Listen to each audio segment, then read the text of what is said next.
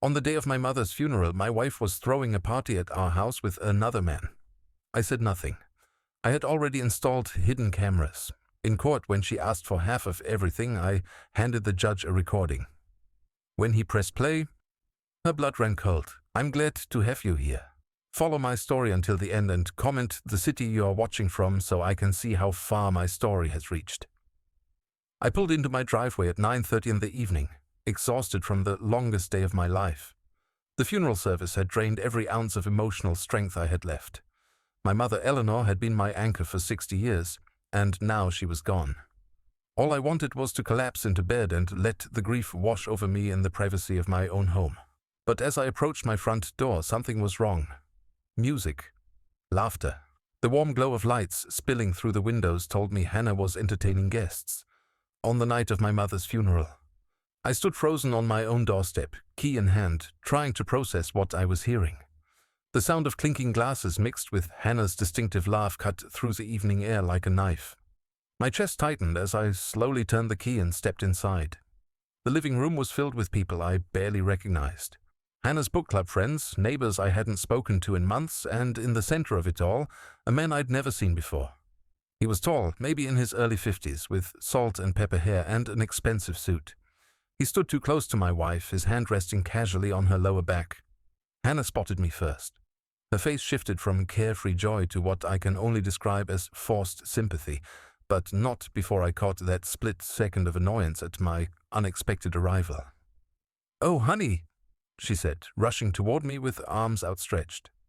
"You're home. How are you holding up?" The concern in her voice felt rehearsed, performed for the audience around us. I glanced over her shoulder at the man in the expensive suit, who was watching our interaction with what looked like amusement. "I'm tired," I said simply, because I didn't trust myself to say more. "Of course you are, sweetheart." Hannah's hand touched my arm, but there was no warmth in it.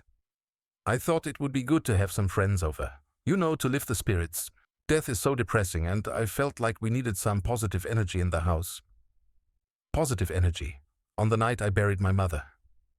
"Everyone," Hannah announced to the room. "This is my husband Ronald. He just got back from his mother's funeral." A collective murmur of sympathy rippled through the group, but I could see it in their eyes. They were uncomfortable. They knew this was wrong, but none of them had the courage to say it. The man in the expensive suit stepped forward, extending his hand with a practiced smile. "I'm so sorry for your loss, Ronald. I'm Mark Davidson. Hannah's told me so much about you." His grip was firm, confident. The kind of handshake that belonged to a man who was used to getting what he wanted. But what struck me wasn't his confidence. It was the way Hannah's face lit up when he said her name, and how quickly she looked away when she realized I was watching. "Mark's been such a comfort to me during this difficult time," Hannah said, her voice taking on that syrupy, sweet tone she used when she was lying. "He lost his own mother last year, so he really understands what we're going through." We, as if she had lost anything. As if she had spent the last 3 months driving to the hospital every day, holding my mother's hand while she slowly slipped away. As if she had been the one to make the impossible decisions about end-of-life care. I excused myself and walked upstairs, my legs feeling heavy with each step. From the bedroom window I could see into the backyard where more people had gathered around our patio table. Hannah had set out the good china, the plates that belonged to my mother that we'd brought back from her house just 2 days ago.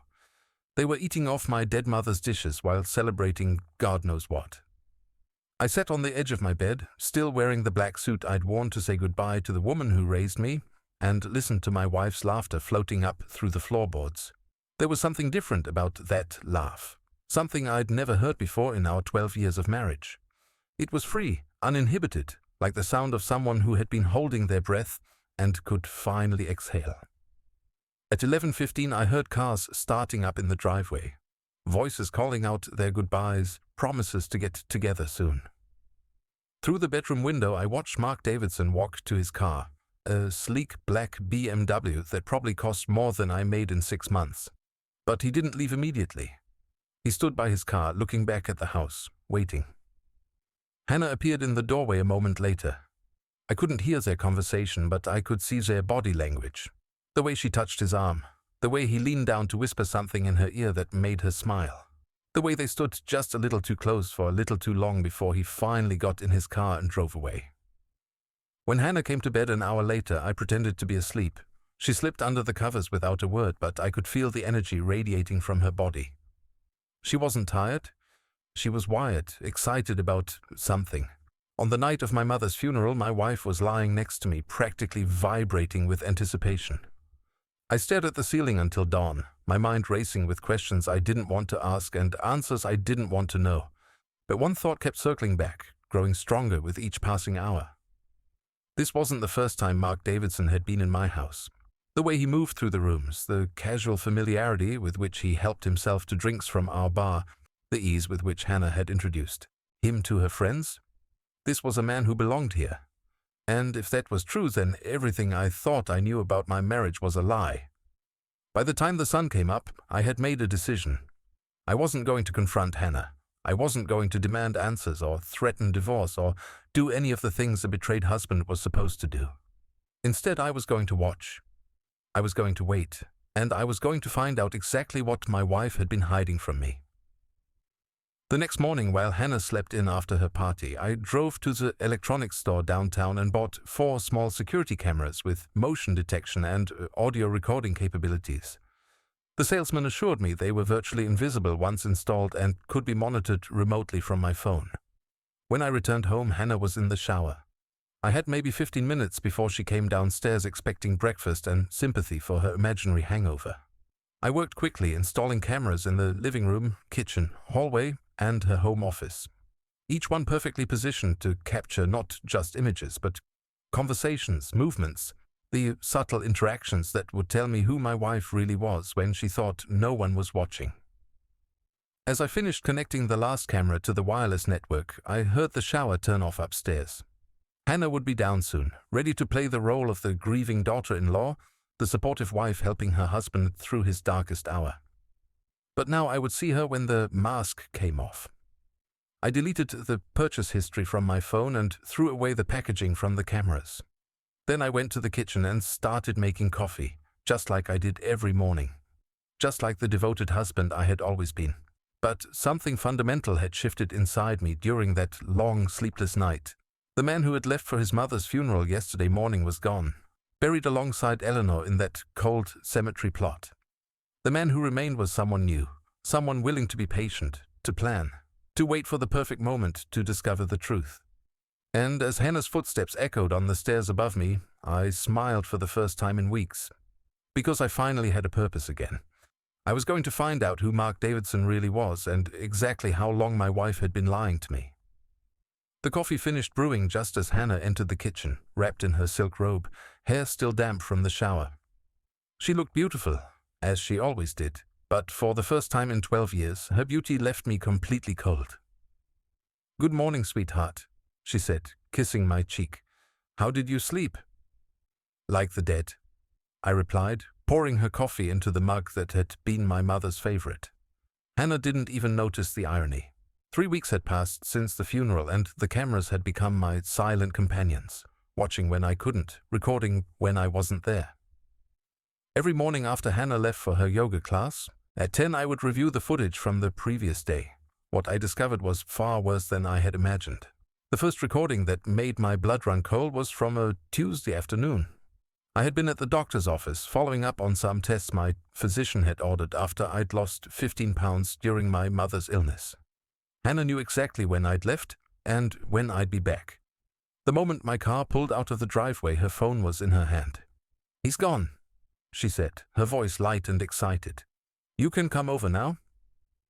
22 minutes later, Mark Davidson's black BMW pulled into my driveway. He didn't park on the street like a visitor. He parked right where I usually put my car, as if he belonged there. I watched through the camera as Hannah opened the door before he even knocked. She was wearing the red dress I'd bought her for our anniversary last year, the one she claimed was too fancy for everyday occasions. But apparently it wasn't too fancy for Mark. "Miss me?" he asked, wrapping his arms around her waist and lifting her off the ground. "Always," she whispered back, and then they kissed. Not the polite peck of friends, but the desperate, hungry kiss of lovers who had been apart too long. I had to stop the recording 3 times before I could watch the rest. Each time I pressed play, the betrayal felt fresh, like a physical blow to my chest. But I forced myself to continue watching because I needed to see everything. They moved to the living room where Hannah poured wine from a bottle I didn't recognize. Expensive wine, judging by the way Mark admired the label. They sat on my couch, her legs draped across his lap, talking and laughing like they'd been together for years. "How long do you think he'll need to grieve?" Mark asked, running his fingers through Hannah's hair. "A few more weeks, maybe a month," Hannah replied, taking a sip of wine. "He's very close to his mother. Was very close. God, I thought she'd never die." My hands shook as I gripped my phone. Hannah had visited my mother in the hospital exactly 3 times in her final months, and each visit lasted less than 15 minutes. She'd claimed the antiseptic smell made her nauseous, that seeing Eleanor so weak was too upsetting for her sensitive nature. I'd believed her. I'd even felt guilty for asking her to visit more often. "Poor Ronald," Mark said, but his tone was mocking rather than sympathetic. "Still has no idea what's going on right under his nose." "He's completely clueless," Hannah agreed. "Yesterday he thanked me for being so supportive during this difficult time. If he only knew how supportive I've been to you." They both laughed at that, a shared joke at my expense. I wanted to throw the phone across the room, but I forced myself to keep watching. "When are you going to tell him?" Mark asked. Hannah was quiet for a moment, swirling her wine thoughtfully. "Soon. I'm just waiting for the right moment. He needs to process his grief first, and then I'll sit him down and explain that our marriage has run its course, that we've grown in different directions. All that therapeutic nonsense that makes divorce sound like personal growth instead of what it really is." "And he'll just accept that?" "Ronald's always been passive. He doesn't fight for anything. He'll probably be relieved, honestly. I haven't exactly been hiding my disinterest in this marriage lately." That was true. Over the past year, Hannah had become increasingly distant. Fewer conversations over dinner, separate bedrooms citing my snoring, declined invitations to events she used to enjoy. I'd attributed it to stress from her job, the natural ebb and flow of a long marriage, the approaching reality of my mother's declining health. I told myself it was temporary, that we'd reconnect once life calmed down, but there was no stress at her job. There was no natural ebb and flow.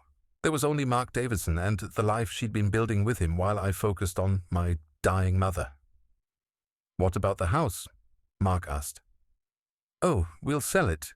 Ronald will want to downsize anyway, especially after what happened to his mother. All those medical bills probably wiped out most of his savings."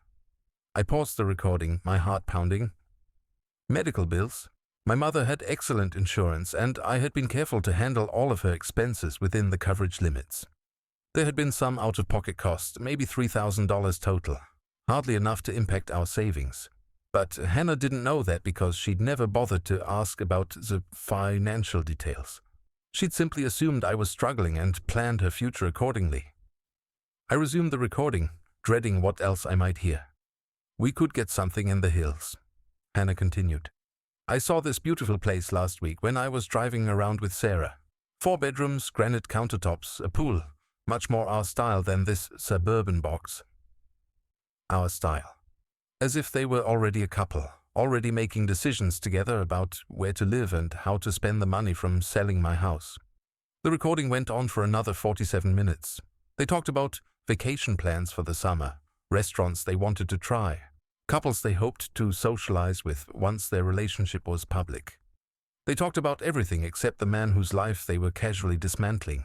But the most chilling moment came near the end when Mark checked his watch and said he needed to leave before I returned. "Same time Thursday?" he asked, kissing her goodbye. "Actually, Ronald has a dentist appointment Thursday afternoon. We could have the whole evening." "Perfect. I'll bring dinner from that Italian place you love." They had my schedule memorized. They knew my appointments, my routines, my habits well enough to plan their affair around them. This wasn't a recent development or a moment of weakness. This was a calculated, long-term deception that had been going on for months, maybe longer. After reviewing that recording, I started paying closer attention to the patterns. Mark visited on average 3 times per week, always when I was away from the house for extended periods. He had a key to the back door, which explained how he'd been able to come and go without neighbors noticing. Hannah had given him access to my home, my sanctuary, the place where I'd grieved for my mother and worried about our marriage and never suspected that my wife was entertaining another man in my absence. The emotional recordings were bad enough, but the financial ones nearly sent me to the hospital. On a Friday afternoon, while I was visiting Eleanor's grave and bringing fresh flowers, Hannah was on the phone with someone discussing joint bank accounts and investment portfolios. "No, he doesn't pay attention to the statements," she was saying. "Ronald leaves all the financial management to me. He just assumes everything is fine." This was true. I'd always trusted Hannah to handle our household finances. She had an accounting background and seemed to enjoy managing budgets and investments. Every month she'd give me a summary of our financial position, and I'd nod approvingly and thank her for taking care of such tedious details. "The checking account has about 12,000 and there's maybe 45,000 in the retirement accounts," she continued, "plus whatever equity we have in the house." I nearly dropped my phone. We had closer to 90,000 in retirement savings, and the house was almost paid off. Hannah was either grossly mistaken about our financial position or she was deliberately understating our assets. Given everything else I discovered, I suspected the latter.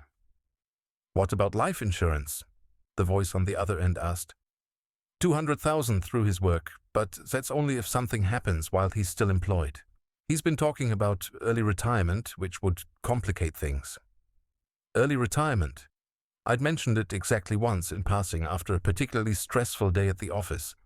I'd said something about how nice it would be to retire at 62 and spend more time with family. Hannah had seemed supportive at the time, encouraging me to think about what I'd want to do with my free time. Now I understood her enthusiasm differently. Early retirement would eliminate the life insurance payout that was apparently part of her long-term financial planning. "Don't worry," Hannah continued. "I'll make sure he stays at work until we're ready to make our move. He's very focused on providing for our future. He won't retire if he thinks it would leave us financially vulnerable." Our future. She was talking about securing my life insurance while planning to leave me for another man. The cold calculation of it took my breath away. That night I sat in my study pretending to read while Hannah watched television in the living room.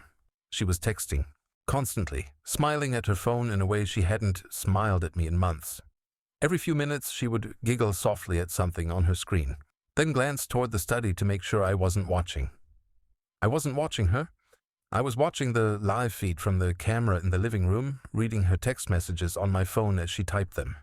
"Can't wait for tomorrow," she wrote to Mark. "R will be at that work thing until late." "Should I bring anything special?" he replied. "Just yourself. And maybe that wine you brought last time. I want to celebrate." "What are we celebrating?" "I'll tell you tomorrow. Let's just say our timeline might be accelerating." I closed my eyes and leaned back in my chair. Accelerating timeline, celebration. Whatever Hannah was planning, it was happening soon, and it was going to be worse than anything I'd already discovered. I opened my laptop and began researching divorce lawyers, not because I was ready to file, but because I needed to understand my rights and options. What I found was sobering. In our state, Hannah would be entitled to half of all marital assets, including retirement accounts, home equity, and any inheritance received during the marriage. Inheritance. My mother had left me everything in her will, including the family home that had been paid off decades ago, her investment accounts, and several valuable pieces of jewelry that had been in our family for generations. The total value was significant, probably close to $300,000, and according to state law, Hannah would have a claim to half of it, unless she'd done something to disqualify herself from that claim. Adultery was still grounds for an unequal distribution of assets in divorce proceedings, but only if it could be proven with clear and convincing evidence. For the first time in weeks, I smiled as I looked at my phone where hours of recordings were stored in a secure cloud account. Clear and convincing evidence was exactly what I had, and more was being recorded every day. I just needed to be patient a little longer. Let Hannah and Mark continue their affair. Let them make their plans. Let them celebrate whatever timeline they were accelerating. Because when the time came for them to make their move, I would be ready with evidence they never imagined existed. The hunter had become the hunted, and they didn't even know they were being watched. The call came on a Wednesday morning while I was reviewing security footage from the previous day. Hannah had left early for what she claimed was a doctor's appointment, but the cameras showed her spending 2 hours at Mark's apartment complex instead. I was so focused on documenting her lies that I almost didn't answer when my phone rang. "Mr. Holloway, this is Patricia Morse from Morse, Anderson and Associates. I was your mother's attorney." My stomach tightened. I'd been expecting this call for weeks, but somehow it still caught me off guard. "Yes, Miss Morse. Thank you for calling." "I'm sorry for your loss, Mr. Holloway. Your mother was a remarkable woman. I have her will ready for probate, and there are some matters we need to discuss in person. Would you be available to come in this afternoon?" I glanced at my calendar. Hannah wouldn't be home until evening, which meant I could meet with the attorney and review the inheritance details without her immediately demanding information she had no right to possess. 2 o'clock would work, I said. "Perfect. And, Mr. Holloway, you might want to bring a financial advisor with you. Your mother's estate is more substantial than you might expect." More substantial. Those words echoed in my mind as I drove to the law office. My mother had lived modestly her entire life. She'd worked as a secretary for the school district, clipped coupons, shopped sales, and never seemed to spend money on anything but necessities. But I'd also known she was careful with money, that she saved religiously and invested conservatively. Patricia Morse was a woman in her 70s with silver hair and sharp eyes behind wire-rimmed glasses. She'd known my mother for over 20 years, handling her legal affairs with the same meticulous attention Eleanor had applied to everything in her life. "Your mother was very proud of you, Ronald," she said as she opened a thick file folder. "She talked about you constantly, your marriage, your career, how responsible you've always been." I nodded, not trusting myself to speak. The grief was still too raw, too close to the surface. "She was also very concerned about protecting what she'd built," Miss Morse continued. "Particularly in recent months, she mentioned that she had some worries about your wife." My blood went cold. "What kind of worries?" She never went into detail, but she did say that Hannah had been asking a lot of questions about family finances during her hospital visits. Questions that seemed inappropriate for someone who was supposedly there to provide emotional support. I thought back to Hannah's rare visits to the hospital. Each time she'd claimed they were too difficult for her, that seeing my mother so weak was overwhelming. But apparently she'd found the strength to interrogate a dying woman about money. "Your mother was very specific about her wishes," Ms. Morse said, pulling out several documents. "She wanted to make sure her legacy went to family members who would honor her memory and use her gifts wisely." She slid a document across the desk. "This is the will, but there are some additional provisions that might surprise you." I scanned the first page, expecting to see the house and a modest savings account. Instead, I found myself looking at assets totaling over $800,000. "800,000? I whispered. "Your mother was an excellent investor, Ronald. She started buying blue-chip dividend stocks in the 1970s and never sold a single share. She also inherited some property from her own parents that has appreciated significantly over the decades." I stared at the numbers, trying to process what I was seeing. The house was worth $250,000. Stock portfolios totaling $430,000. A rental property in the next county worth $120,000. And various other assets including savings accounts, bonds, and valuable jewelry. "There's more," Ms. Morse said gently. "Your mother was very concerned about protecting this inheritance from potential marital claims. She specifically structured her bequests to you as separate property, not marital property." "What does that mean?" "It means that under normal circumstances, your wife would have no claim to any of these assets in the event of a divorce. Your mother was very clear about that. She said she didn't want her life's work to be divided among people who hadn't earned it." I leaned back in my chair, overwhelmed. My mother had somehow anticipated that my marriage might end badly, and she'd taken steps to protect me from financial devastation. But how had she known? "There's one more thing," Ms. Morse said, her expression becoming more serious. "About 3 months ago, your mother received a visit from your wife. Hannah came here asking questions about the will." My chest tightened. "What kind of questions?" "She wanted to know if she was named as a beneficiary, what assets your mother owned, and when probate would be completed. She claimed you had sent her to gather information because you were too grief-stricken to handle the details yourself. I felt sick. I never sent her. I suspected as much. Your mother was very upset about the visit. She said Hannah had been pushy and demanding, acting entitled to information that wasn't her business. That's when your mother decided to add the additional protective clauses to her will. Miss Morse pulled out another document. She also decided to add this codicil, which specifically states that if you predecease her or if your marriage ends within 2 years of her death, the entire estate goes into a trust with you as the sole beneficiary. Hannah would receive nothing, regardless of circumstances. 2 years. My mother had been protecting me from a divorce she somehow sensed was coming, and she'd given me a timeline to work within. If Hannah left me within the next 18 months, she would lose any potential claim to the inheritance. But if she waited longer than that, she might be able to argue that the protective clauses no longer applied. Did my mother say anything else about Hannah? I asked. Miss Morse hesitated. She mentioned that Hannah had been asking very specific questions about your employment benefits, particularly your life insurance policy. She also asked when you might retire and whether that would affect your financial security. Life insurance, retirement, the same topics I'd heard Hannah discussing in her recorded phone calls. My mother had recognized the signs of someone planning for financial advantage, and she'd taken steps to prevent it. There's one final provision I need to explain, Ms. Morse said.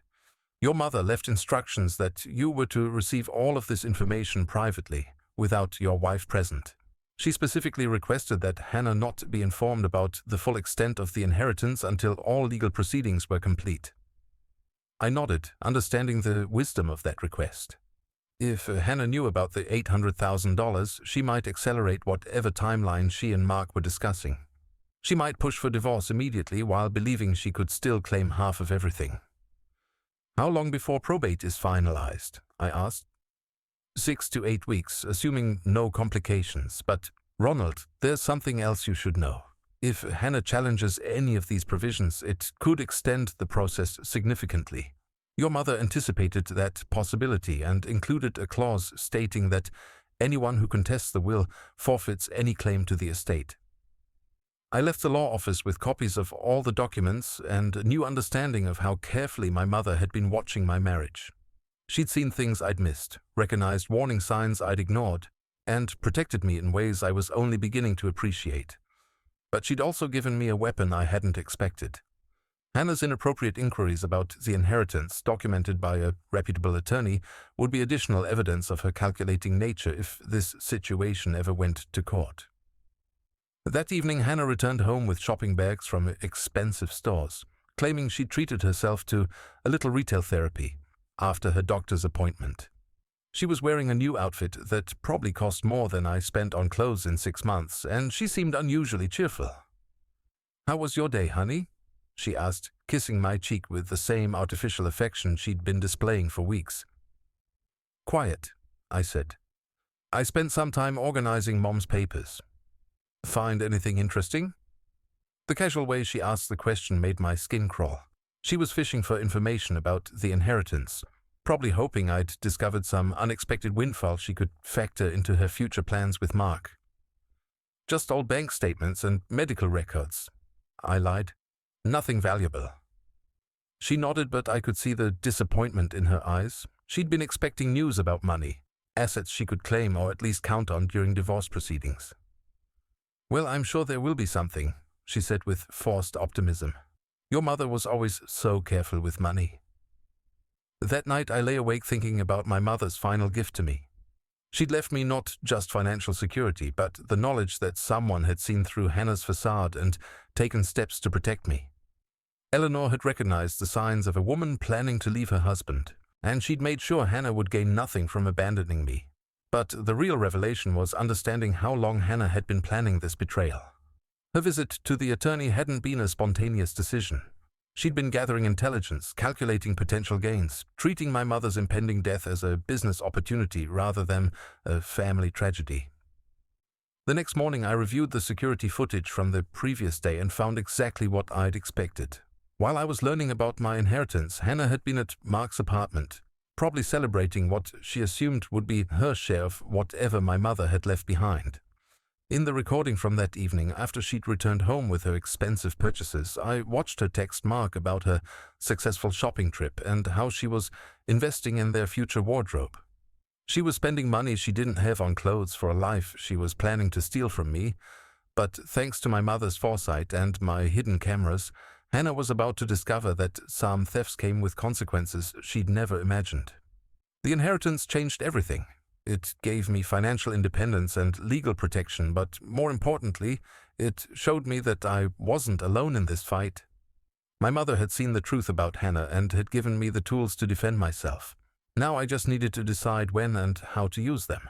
The conversation I'd been dreading came on a Saturday morning in early October, exactly 6 weeks after my mother's funeral. Hannah had been unusually attentive all week, making my favorite meals, asking about my day, even suggesting we take a weekend trip together. I should have recognized it as the behavior of someone preparing to deliver devastating news, but I was too focused on monitoring her secret life to pay attention to her public performance. She waited until I was settled in my study with my morning coffee, surrounded by the familiar comfort of my books and papers. It was a calculated choice of location. The study was my sanctuary, the place where I felt most secure, which would make her announcement that much more jarring. "Ronald, honey, we need to talk." The tone was gentle but serious, the voice of someone about to discuss something life-changing. I looked up from the newspaper I'd been pretending to read while actually reviewing security footage on my phone. "Of course," I said, setting down my coffee cup. "What's on your mind?" Hannah perched on the edge of the leather chair across from my desk, her hands folded in her lap like a child about to confess to breaking something valuable. But there was nothing childlike about the calculation behind her eyes. "I've been doing a lot of thinking lately," she began. "About us, about our marriage, about where we are headed." I nodded encouragingly, playing the role of the unsuspecting husband while my heart pounded with anticipation. This was the moment I'd been preparing for, the confrontation that would set everything in motion. "I think we need to be honest about what's happened between us," she continued. "We've grown apart, Ronald. We want different things. We've become different people." "Different how?" I asked, so I knew exactly what she meant. She'd become someone who could lie to my face while planning my destruction, and I'd become someone who documented her betrayals while planning my defense. "You're so focused on the past," she said, her voice taking on that therapeutic tone she used when she wanted to sound wise and insightful. "Your mother's death has made you even more withdrawn than usual. You spend all your time grieving instead of looking toward the future." The audacity of using my grief over my mother's death as justification for her affair took my breath away. I gripped my coffee cup to keep my hands from shaking with rage. "And what future are you looking toward?" I asked carefully. "A different one than what we have now," she said. "Ronald, I want a divorce." There it was.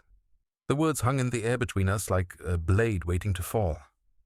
I stared at her for a long moment, letting the silence stretch until she began to fidget uncomfortably. "A divorce," I repeated slowly, as if the concept were foreign to me. "I know this is shocking," she said, rushing to fill the silence. "But I've been thinking about this for months. We're not happy, Ronald. When was the last time we laughed together? When did we last have a real conversation about anything meaningful? When was the last time you weren't planning to leave me?" I thought but didn't say. Instead, I asked, "Is there someone else?" The question hit her like a physical blow. She blinked rapidly, her carefully rehearsed speech momentarily derailed by my directness. "That's not what this is about," she said finally. "This is about us, about the fact that we've become strangers living in the same house." "But is there someone else?" I pressed. "Ronald, please don't make this harder than it has to be." "That's not an answer." She sighed dramatically, as if I were being unnecessarily difficult. "No, there's no one else. This decision is about our relationship, not about another person." The lie came so easily, so convincingly, that I almost admired her skill. If I hadn't spent weeks watching her with Mark Davidson, if I hadn't heard her plan our divorce while celebrating with her lover, I might have believed her. "I see," I said. "And you've thought this through completely." You're sure this is what you want? I'm sure. Her relief was palpable. She'd expected me to fight, to plead, to make emotional arguments for saving our marriage. Instead, I was giving her exactly what she wanted with minimal resistance. Then I suppose we should discuss the practical matters, I said, as if we were talking about refinancing the mortgage instead of ending 12 years of marriage. Hannah's face brightened. She pulled out a manila folder I hadn't noticed her carrying, obviously prepared for this conversation to go smoothly. I've already spoken to an attorney, she said, opening the folder to reveal several typed pages. Just to understand our options. I want this to be fair for both of us. Fair. The word tasted bitter in my mouth as I watched her spread the documents across my desk. She'd been planning this divorce while I grieved my mother, consulting lawyers while I trusted her to handle our finances, preparing legal strategies while I believed in our marriage. What does fair look like to you? I asked. Well, obviously we'll split everything equally, she said, pointing to a list she'd prepared. The house, our savings accounts, retirement funds. Your mother's inheritance once that's settled. My mother's inheritance. There it was, the real reason for her timing. She'd been waiting for Eleanor to die so she could claim half of everything, including assets that would never legally belong to her. That seems reasonable, I said, scanning her list with feigned interest. She'd estimated our total assets at approximately $400,000, not including the inheritance she assumed would add significantly to that total. I'm glad you're being so mature about this, she said, her relief obvious. I was worried you might try to make things difficult. Why would I make things difficult? If you're unhappy, if you want to leave, then leaving is probably the best thing for both of us. She blinked, clearly surprised by my reasonable response. She'd prepared for arguments, tears, desperate attempts to save the marriage. Instead, I was handling her betrayal with the same calm efficiency I brought to business negotiations. There is one thing I'd like to ask, I said, leaning back in my chair. Why now? What changed? I told you, we've grown apart. No, I mean why this specific moment? Why not 6 months ago? Why not wait until next year? She hesitated, probably trying to think of an explanation that didn't involve Mark Davidson's timeline for their relationship. Your mother's death made me realize how short life is, she said finally, how important it is not to waste time being unhappy. Another lie, but this one particularly cruel. She was using Eleanor's death as cover for a betrayal she'd been planning long before my mother became ill. I understand, I said. Life is indeed short. Too short to spend it with people who don't value what you have to offer. Hannah nodded enthusiastically, missing the double meaning entirely. Exactly. I knew you would understand once you thought about it rationally. Oh, I've been thinking about it very rationally, I assured her. In fact, I've been thinking about a lot of things lately. About trust, about loyalty, about what marriage really means. Something in my tone made her pause. For a moment I saw uncertainty flicker across her face as if she sensed an undercurrent she couldn't identify. Ronald, I hope you know this isn't easy for me either, she said. I do care about you. I want us both to be happy. I'm sure you do, I replied. And I want the same thing. I want both of us to get exactly what we deserve. She smiled, reassured by what she interpreted as my acceptance of her decision. But I wasn't accepting anything. I was simply buying time, gathering information, and preparing for the battle she didn't know was coming. So, what happens next? I asked. I'll file the paperwork early next week. My attorney says it should be straightforward since we're in agreement about the division of assets. Probably 90 days until everything's finalized. 90 days. She had our entire future mapped out, probably synchronized with whatever timeline she and Mark had established for their new life together. And in the meantime, I asked, we continue living here until the house sells. Separate bedrooms, obviously. Just think of it as roommates helping each other through a transition. Roommates. After 12 years of marriage, I'd been demoted to the status of someone who shared expenses while she conducted her affair under my own roof. That seems workable, I said. Really? You're taking this so much better than I expected. Hannah, if you're not happy here, if you've found something better elsewhere, then staying would just be prolonging everyone's misery. The phrase "found something better elsewhere" made her freeze. For a split second, panic flashed across her face, as if she thought I might know about Mark. But then she relaxed, probably assuming I was speaking generally about her future prospects. "Thank you for understanding," she said, gathering up her papers. "I know this is hard, but I really think it's for the best." After she left the study, I sat alone with my coffee and thought about the performance I'd just witnessed. Hannah had delivered her divorce demand with the confidence of someone who believed she held all the cards. She'd calculated our assets, consulted an attorney, and planned our future without considering the possibility that I might have plans of my own. But I did have plans. I had security footage proving her affair, legal documents protecting my inheritance, and a growing understanding of exactly who I'd been married to for 12 years. Hannah thought she was getting half of everything by abandoning our marriage.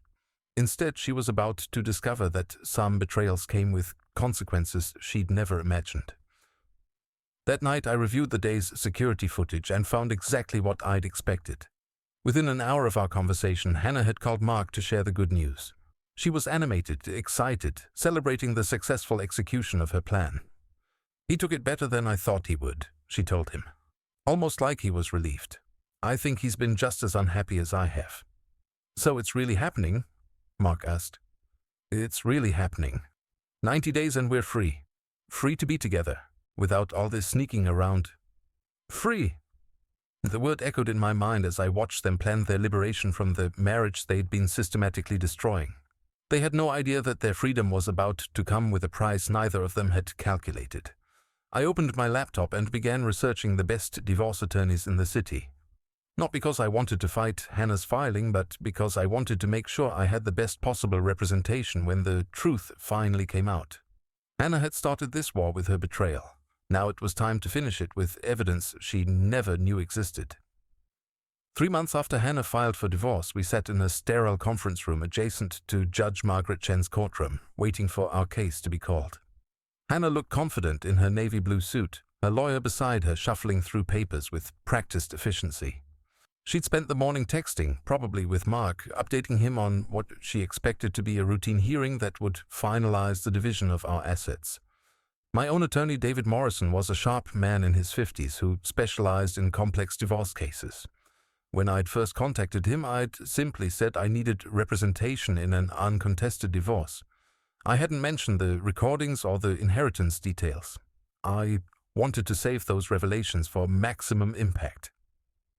"Mr. Holloway," David had said during our initial consultation, "your wife's filing seems straightforward, but I always recommend that my clients be completely honest about any complications that might arise."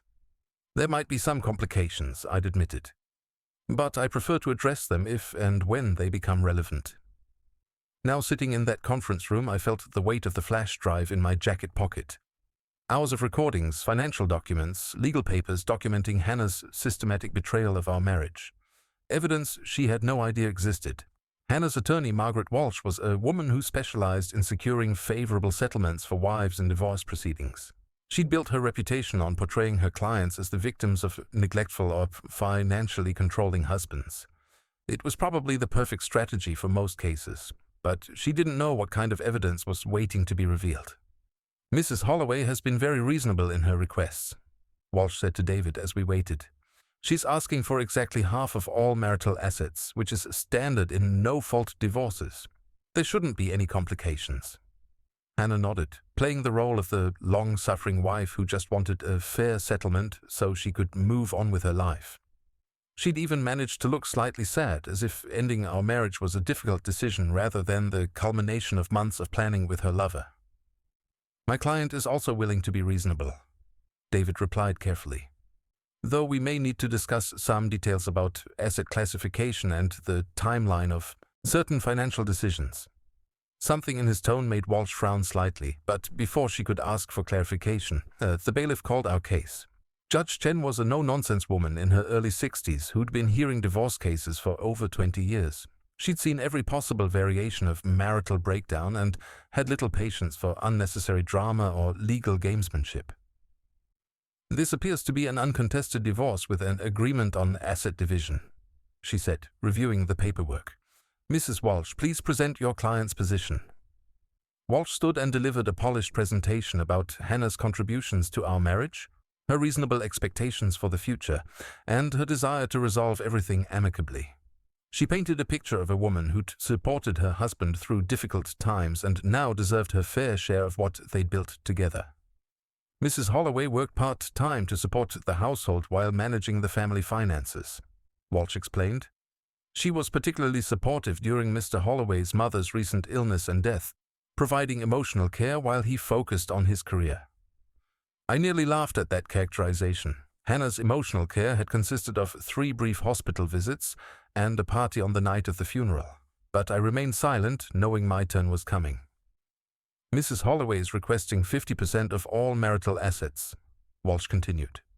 This includes the family home, retirement accounts, savings, and any inheritance received during the marriage. The total value is approximately $400,000, plus whatever amount comes from the recent inheritance from Mr. Holloway's mother. Judge Chen nodded and turned to David. Mr. Morrison, does your client contest any of these claims? David stood, his expression calm but determined.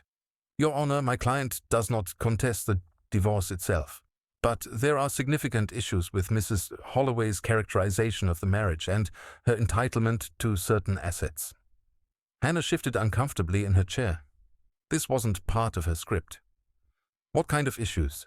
Judge Chen asked. Issues related to marital conduct that may affect asset distribution, Your Honor, and issues related to the classification of inherited property under state law. Walsh stood quickly. Your Honor, this is the first we are hearing of any contested issues. Mr. Morrison's client agreed to an amicable settlement. My client agreed to a fair settlement, David corrected. But fairness depends on all parties being honest about their conduct during the marriage. Judge Chen leaned back in her chair. Mr. Morrison, what exactly are you alleging? Adultery, Your Honor. Extensive, documented adultery that continued throughout Mrs. Holloway's preparation for this divorce filing. The word hit the courtroom like a thunderclap. Hannah's face went white, her confident posture crumbling as she realized this hearing was not going to proceed as planned. That's a serious allegation, Judge Chen said. Do you have evidence to support it? David reached for his briefcase and pulled out a thick folder. Extensive evidence, Your Honor. Security camera footage, recorded conversations, documented meetings between Mrs. Holloway and her paramour dating back over 6 months. Hannah turned to look at me for the first time since we'd entered the courtroom.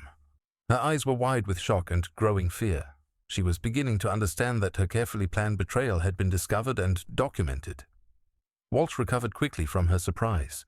Your Honor, even if these allegations are true, adultery doesn't automatically disqualify a spouse from marital property in this state. That's correct, Judge Chen agreed. But it can be a factor in determining an equitable distribution, particularly if there's evidence of financial misconduct or attempts to conceal assets in preparation for divorce. David smiled slightly. That's exactly what we're alleging, Your Honor. Mrs. Holloway has been systematically deceiving her husband about their financial position while planning to leave him for another man. What kind of deception? The judge asked. Mrs. Holloway told her paramour that their marital assets totaled approximately $400,000. In reality, the amount is significantly higher. She also made false statements about her husband's employment benefits and retirement plans, apparently as part of calculating what she would gain from the marriage ending. I watched Hannah's face as David spoke. She was realizing that her private conversations with Mark had somehow been recorded, that her secret planning had been exposed. But she didn't know how extensive the evidence was.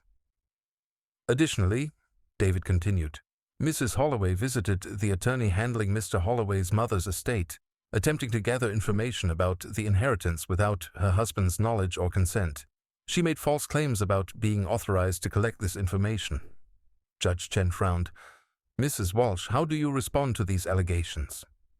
Walsh looked flustered, clearly unprepared for this turn of events. She huddled quickly with Hannah, whose whispered responses were obviously not providing the answers she needed. Your Honor, we'd need to review any alleged evidence before responding substantively, Walsh said finally. Mr. Morrison, are you prepared to present this evidence today? Yes, Your Honor. David pulled the flash drive from his folder. We have audio recordings, video footage, and documentation spanning several months. We also have testimony from Mrs. Eleanor Holloway's attorney regarding Mrs. Holloway's inappropriate inquiries about the inheritance. Judge Chen studied the flash drive as if it were a piece of evidence in a murder trial rather than a divorce proceeding. This is highly unusual. Mrs. Walsh, did your client disclose any of this conduct to you when she filed for divorce? No, Your Honor, she did not. Hannah was staring at the flash drive like it was a bomb about to explode, which in a sense it was. Your Honor, David said, before we proceed with reviewing the evidence, there's another matter that affects asset distribution. Mr. Holloway's inheritance from his mother includes specific provisions designed to protect those assets from marital claims. He pulled out another set of documents. The deceased specifically structured the inheritance to ensure that it would remain separate property, not subject to division in divorce proceedings. She also included provisions that would forfeit any claims if the marriage ended within 2 years of her death due to adultery or abandonment. Hannah made a small choking sound. She was beginning to understand that her mother-in-law had somehow anticipated this situation and taken steps to protect me from exactly what she was trying to do. Judge Chen took the inheritance documents and read them carefully. This is very thorough estate planning. And you're saying Mrs. Eleanor Holloway suspected her daughter-in-law might try to leave her son for financial gain? The evidence suggests she had concerns about Mrs. Holloway's motivations, yes. Those concerns appear to have been well-founded. Walsh tried one more time to regain control of the situation. Your Honor, we object to this ambush approach. We need time to review whatever evidence Mr. Morrison claims to have. Mrs. Walsh, your client filed for divorce claiming this was an amicable split with no contested issues. If there are contested issues, we need to address them before finalizing any settlement. Judge Chen looked directly at Hannah. Mrs. Holloway, did you engage in an extramarital affair during your marriage? Hannah's mouth opened and closed silently. She looked at Walsh for guidance, but her attorney was obviously out of her depth. Your Honor, Walsh said desperately, I need to consult with my client privately before she answers any questions. Of course. We'll take a 15-minute recess. When we return, I want to review Mr. Morrison's evidence, and I want honest answers from both parties about what's really been happening in this marriage. As the judge left the courtroom, Hannah turned to me with an expression of pure betrayal, as if I had somehow wronged her by discovering her affair. How long have you known? She whispered. I looked at her calmly. Long enough. Ronald, we can work this out. We don't have to. Hannah, I interrupted quietly. You threw a party on the night of my mother's funeral. You've been planning to leave me while stealing half of everything I've worked for. You lied about our finances, about your feelings, about everything that mattered. She started to cry, but they weren't tears of remorse. They were tears of frustration and fear from someone whose carefully laid plans were falling apart. The only thing we need to work out, I continued, is how much of what you've done is going to become part of the public record. When court resumed, Judge Chen was going to hear evidence that would destroy Hannah's claims to any marital property and expose the calculating nature of her betrayal. The flash drive in David's hand contained enough proof to ensure that Hannah's attempt to profit from abandoning our marriage would fail completely. For the first time in months, I felt something approaching peace. The truth was finally going to be told. When we returned to the courtroom after the recess, Hannah looked like a different person.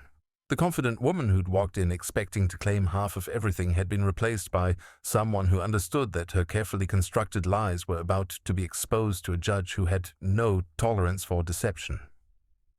Judge Chen settled behind her bench and looked directly at my attorney. Mr. Morrison, I'm ready to review your evidence. David connected his laptop to the courtroom's display system and inserted the flash drive. Your Honor, what you are about to see and hear represents months of documented adultery and financial deception. The first recording filled the courtroom. Hannah's voice, clear and unmistakable, telling Mark Davidson that her husband was completely clueless and that she was just waiting for the right moment to divorce me. Her laughter as she mocked my grief over my mother's death echoed off the courtroom walls. I watched Hannah's face as she heard her own words played back. She closed her eyes, her hands clenched in her lap, probably hoping this was some kind of nightmare she could wake up from. The recording continued with their discussion of our house, their plans to buy something more their style with the money from selling my home, and Hannah's casual dismissal of the man she'd promised to love and honor until death do us part. Judge Chen's expression grew more severe with each revelation. When the recording reached Hannah's comment about my mother taking too long to die, the judge actually winced. "That's enough of that segment," Judge Chen said. "What else do you have?" David switched to video footage. The screen showed Hannah opening our front door to Mark Davidson while I was at my mother's funeral. The timestamp proved she'd been entertaining her lover while I was laying my mother to rest. "This is from the day of Mrs. Eleanor Holloway's funeral," David explained. "As you can see, Mrs. Holloway was hosting her paramour in the marital home during her husband's time of grief." Walsh tried to object. "Your Honor, the privacy violations involved in obtaining this evidence were completely legal," Judge Chen interrupted. "Mr. Holloway was recording activities in his own home. Continue, Mr. Morrison." The evidence continued for nearly an hour. Recordings of Hannah planning our divorce while celebrating with Mark. Video of their intimate moments in my living room. Audio of her phone conversations discussing my life insurance benefits and retirement plans as if they were assets in a business deal rather than the security of a man she'd promised to love. But the most damaging evidence came from the recordings of Hannah's calls to Mark about the inheritance. Her voice calculating and cold, discussing how much money she expected to gain from my mother's death and how to maximize her claims during divorce proceedings. "As you can hear, Your Honor," David said, "Mrs. Holloway was treating her husband's grief and her mother-in-law's death as financial opportunities rather than family tragedies." Judge Chen had heard enough. "Mrs. Walsh, does your client wish to contest the authenticity of any of this evidence?"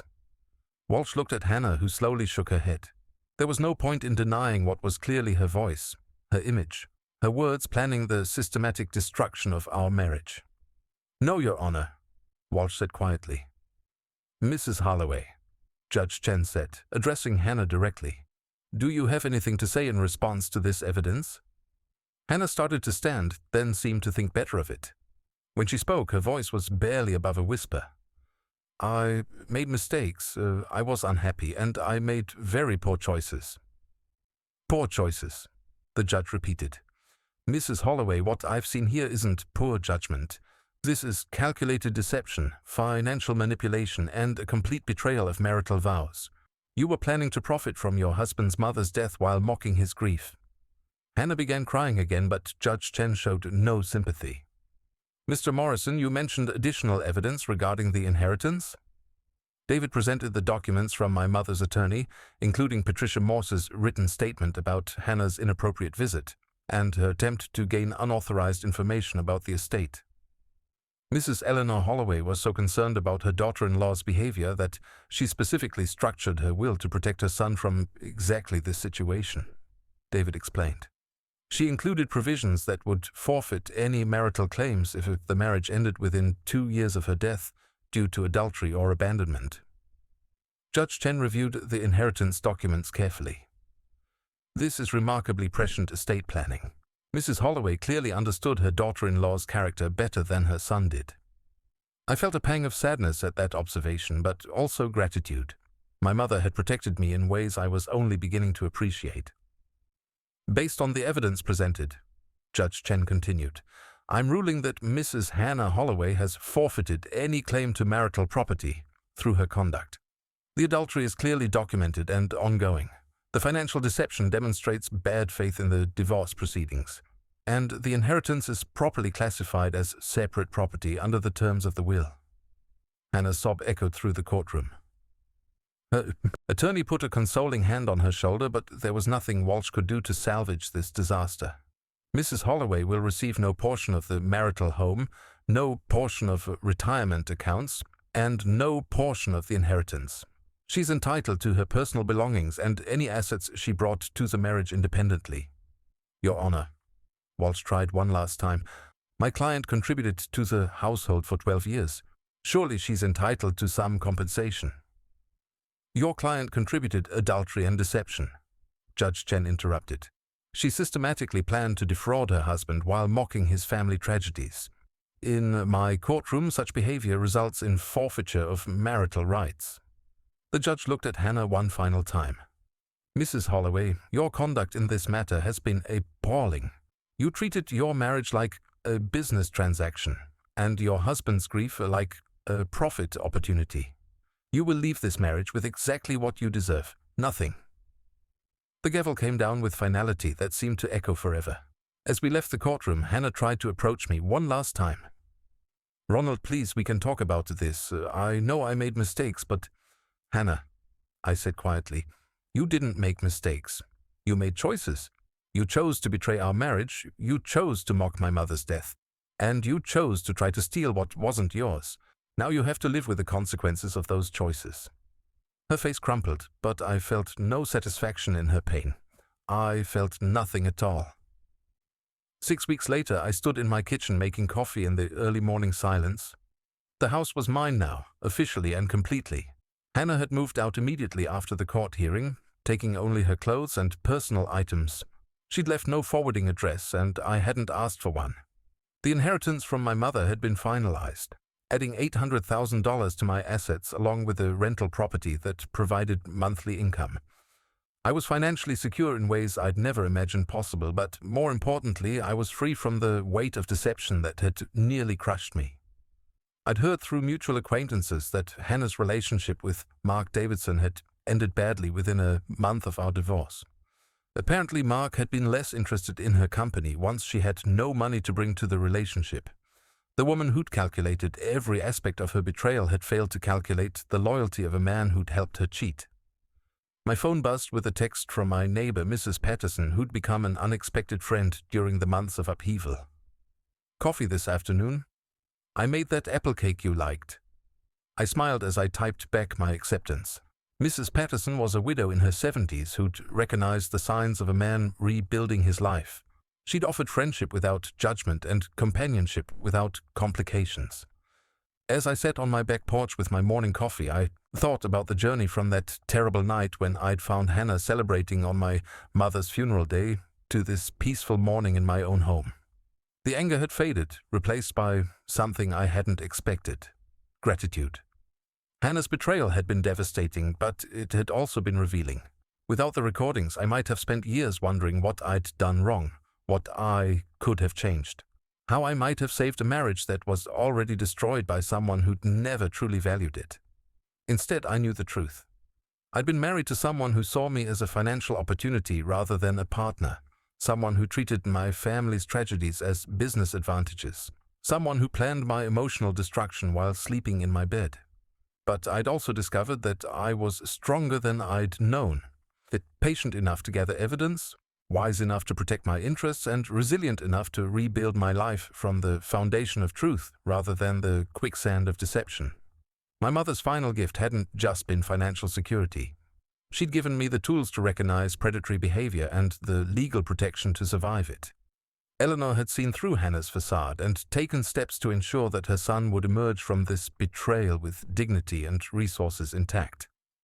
I raised my coffee cup in a silent toast to my mother's wisdom and my own survival. The woman who tried to profit from my grief had lost everything, while the man she'd tried to destroy had found peace. Sometimes justice isn't about punishment or revenge. Sometimes it's simply about truth prevailing over deception and genuine love protecting against calculated betrayal. My mother had loved me enough to anticipate Hannah's treachery and shield me from it. That love had proven stronger than any scheme my ex-wife could devise.